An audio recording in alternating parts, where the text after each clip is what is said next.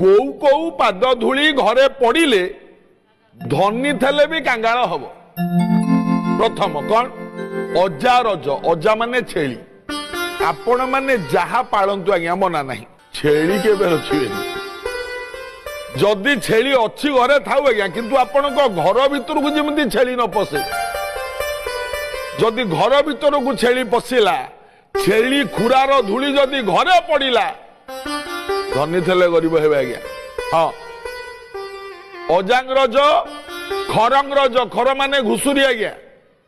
କୌଣସି ଘୁଷୁରୀ ଯେମିତି ଘରେ ନ ପଶେ, ମନେ ରଖିଥିବେ କଥା। ଘୁଷୁରୀ ଘରେ ପଶିଲେ କ୍ଷତିକାରକ ହେଇଥାଏ। ଆଉ ରଜଙ୍ଗ ସମାର୍ଜନୀ ତଥା। ସମାର୍ଜନୀ ମାନେ କଣ? ଝାଡୁ। ଯେତିକି ବାପା ମା ମାନେ ଅଛ, ଝାଡୁ। ଘର ଯେତେବେଳେ ଝାଡୁରେ ଓଳଉଛ, ଓଳେଇ